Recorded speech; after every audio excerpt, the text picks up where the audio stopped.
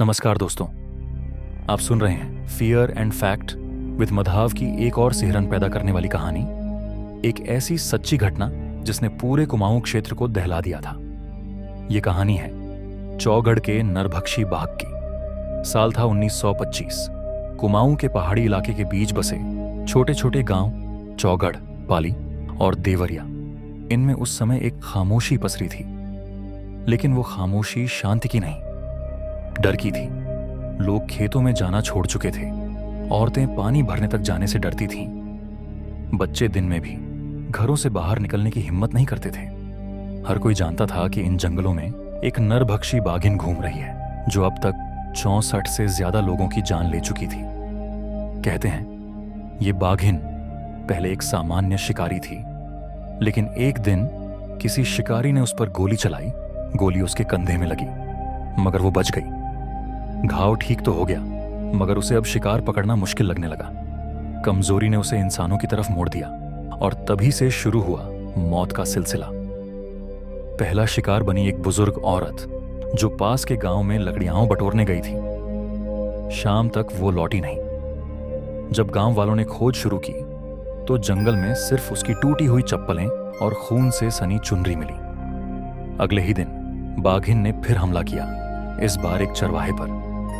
वो अपने झुंड के साथ था, लेकिन बाघिन इतनी तेजी से आई कि किसी को कुछ समझने का मौका ही नहीं मिला। इन घटनाओं ने पूरे इलाके में दहशत फैला दी। लोगों ने सरकार से मदद की गुहार लगाई और तब ब्रिटिश सरकार ने बुलाया सर जिम कॉर्बेट को। कॉर्बेट उस समय कुमाऊं के सबसे भरोसेमंद शिकारी माने जाते थे। उनका मानना था हर बाघ नरभक्षी नहीं होता, लेकिन हर नरभक्षी की कहानी इंसानों की गलती से शुरू होती है। कॉर्बेट जब चौगढ़ पहुंचे तो गांव का हाल देखकर वो खुद सन्न रह गए। हर घर में मातम पसरा था। बच्चे और महिलाएं जैसे डर के साए में जी रहे थे। यहां तक कि कुछ परिवार गांव छोड़कर नीचे की ओर पलायन करने लगे थे। कॉर्बेट ने अपनी डायरी में लिखा, यह पहला अवसर था जब मैंने इतना आतंकित इलाका देखा। लोग दिन में भी जंगल की तरफ नजर नहीं उठाते थे। कॉर्बेट ने गांव के मुखिया से मुलाकात की। मुखिया ने बताया कि ये नरभक्षी दो हैं, एक बाघिन और उसका बड़ा हो चुका शावक। दोनों मिलकर लोगों पर हमला करते थे, इसलिए इन्हें चौगढ़ के नरभक्षी कहा जाने लगा। कॉर्बेट ने जांच शुरू की। वो पहले उन जगहों पर गए जहां हाल ही में हमले हुए थे। उन्होंने बाघिन के पद चिन्हों को देखा और समझ गए कि यह साधारण मामला नहीं है।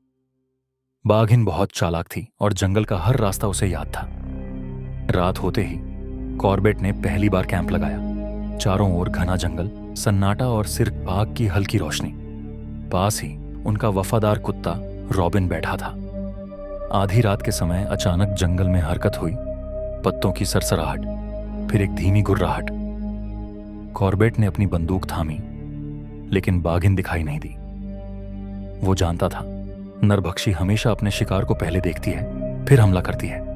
वो पूरी रात जागता रहा। सुबह जब सूरज निकला तो उसने देखा बाघिन के पद चिन्ह उसके तंबू से मुश्किल से 20 फीट दूर थे। अगले कुछ दिनों तक कॉर्बेट ने गांव-गांव जाकर लोगों से बात की, हमलों की जगहें देखी और यह तय किया कि पहले बाघिन को मारना होगा, क्योंकि वही ज्यादा खतरनाक थी। उसी दौरान एक और हादसा हुआ। एक महिला अपने 3 भैंसों के साथ जंगल गई थी। वो बाघिन की शिकार बन गई। उसकी बेटी ने कॉर्बेट से कहा, साहब, इन भैंसों को अपने साथ ले जाइए, इनसे मेरी मां की मौत का बदला लीजिए।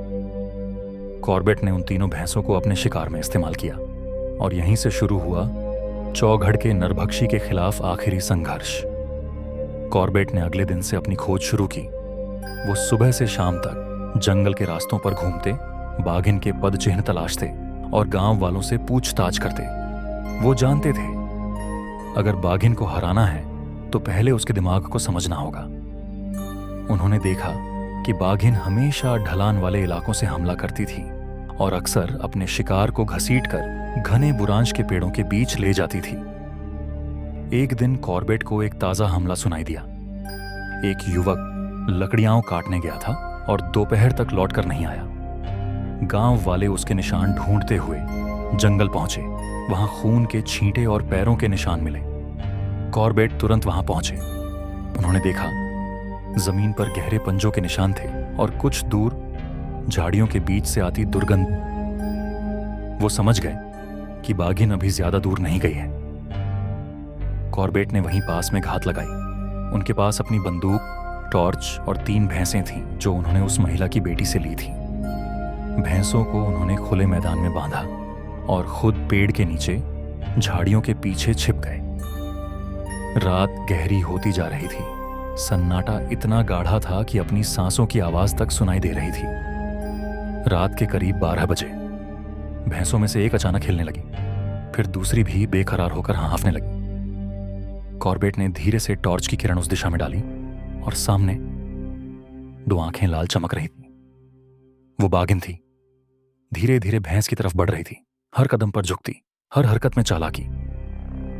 कॉर्बेट ने बंदूक उठाई, निशाना साधा, लेकिन तभी हवा की दिशा बदल गई। बाघिन ने उसकी गंध महसूस कर ली। वो पल भर में झाड़ियों में गुम हो गई और फिर पूरा जंगल सन्नाटे में डूब गया।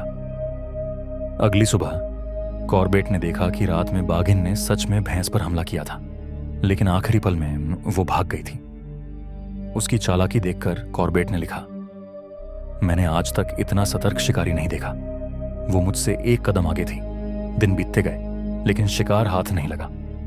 फिर एक दिन पाली गांव में एक और हादसा हुआ। एक किसान अपनी बेटी के साथ खेत गया था। शाम तक दोनों घर नहीं लौटे। जब खोजबीन शुरू हुई तो झाड़ियों के भीतर किसान का शव मिला और बेटी का कोई निशान नहीं था। गांव वालों ने कॉर्बेट को बुलाया। वो तुरंत वहां पहुंचे। जगह देखकर उन्होंने अनुमान लगाया कि बाघिन ने पहले किसान पर हमला किया और फिर उसकी बेटी को खींचकर जंगल की तरफ ले गई। कॉर्बेट ने वहीं रात गुजारी। वो जानते थे कि बाघिन अक्सर अपने शिकार के पास लौटकर आती है। रात ढलते ही उन्होंने पास की चट्टान पर पोजीशन ली। बंदूक तैयार थी और चारों ओर सिर्फ अंधेरा। करीब आधी रात के बाद उन्हें झाड़ियों से आती आवाज सुनाई दी, कुछ खींचने की, कुछ फाड़ने की।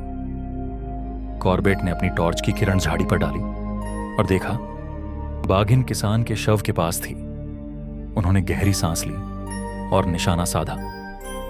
पहली गोली चली। बाघिन छलांग मारकर झाड़ियों में गायब हो गई। पूरा जंगल उसकी दहाड़ से गूंज उठा।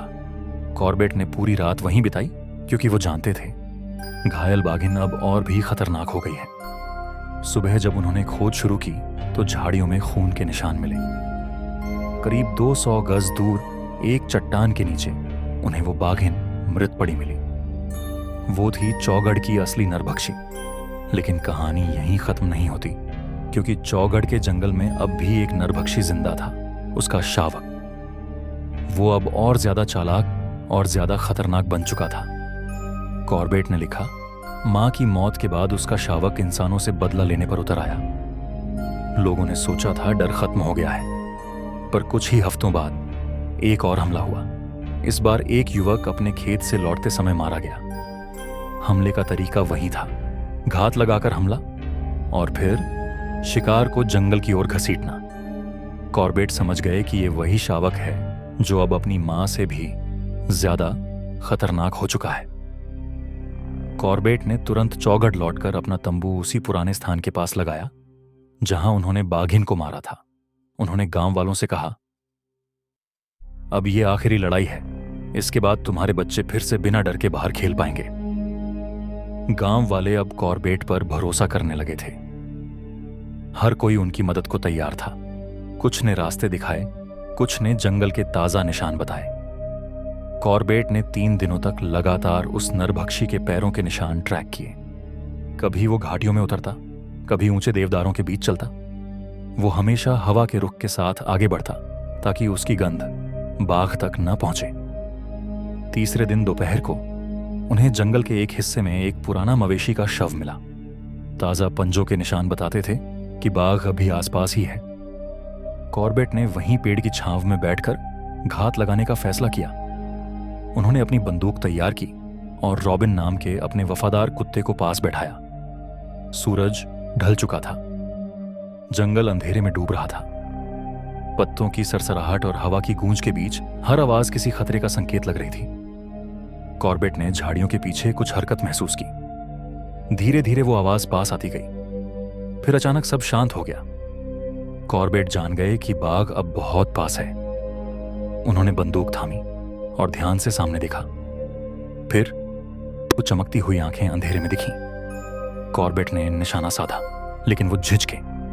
वो जानते थे अगर निशाना चूका तो अगला पल उनकी जिंदगी का आखिरी हो सकता है। फिर उन्होंने धीरे से फुसफुसाया, नाउ और नेवर, और गोली चली। बाघ उछला, जंगल उसकी दहाड़ से कांप उठा। कॉर्बेट ने दूसरी गोली दागी और फिर तीसरी। कुछ सेकंड के लिए सब शांत हो गया। फिर एक भारी शरीर गिरने की आवाज आई। कॉर्बेट सावधानी से आगे बढ़े। टॉर्च की रोशनी में देखा वो नरभक्षी बाघ जमीन पर पड़ा था। उसकी आंखें अब स्थिर थीं और चौघड़ के ऊपर फैला सन्नाटा अब डर का नहीं, राहत का था। उन्होंने लिखा, जब मैंने उसकी लाश देखी तो मेरे मन में कोई खुशी नहीं थी, बल्कि एक शांति थी, क्योंकि मैं जानता था एक निर्दोष बाघ के जीवन का अंत हुआ, जिसे इंसानों की गलती ने नरभक्षी बना दिया था। अगले दिन गांव के लोग जमा हुए। सबकी आंखों में आंसू थे, पर इन आंसुओं में डर नहीं, सुकून था। उन्होंने कहा, साहब, आपने हमारे गांव को फिर से जिंदा कर दिया। कॉर्बेट ने बस मुस्कुराकर कहा, अब तुम सब इस जंगल को फिर से अपना बना लो। वो चौघड़ से निकल पड़े। उनके पीछे पहाड़ों में गूंजती थी बस हवा की आवाज, और वो शांत जो वर्षों बाद उस जगह पर लौटी थी। कॉर्बेट ने अपनी डायरी में लिखा, चौघड़ की कहानी केवल एक बाघ को मारने की नहीं, बल्कि इंसानों और प्रकृति के बीच के रिश्ते को समझने की है। हर नरभक्षी की कहानी हमें यह सिखाती है कि जब इंसान जंगल का सम्मान खो देता है तो जंगल उसे याद दिलाने का तरीका खुद खोज लेता है। दोस्तों, यह थी सर जिम कॉर्बेट की असली कहानी, चौघड़ के नरभक्षी की। एक ऐसी सच्ची घटना जिसने दिखाया कि साहस, धैर्य और करुणा किसी भी डर से बड़ी ताकत है। अगर आप भी उन लोगों में से हैं जिन्हें रात की खामोशी में हेडफोन लगाकर रहस्यमयी और रोमांचक कहानियां में सुनना पसंद है, तो ये चैनल आपके लिए है। यहां आपको मिलेंगी जानकारी से भरपूर कहानियां, ऐसे रहस्य जो सच्चाई की परतों में छिपे हैं, और दुनिया के अनजाने स्थानों के रहस्य, वो भी एक दिलचस्प और मनोरंजक अंदाज में। तो देर किस बात की, बस एक टैप में सब्सक्राइब करें हमारे channel Fear and Fact with Madhav, जहां हर रात एक नई कहानी आपका इंतजार कर रही है।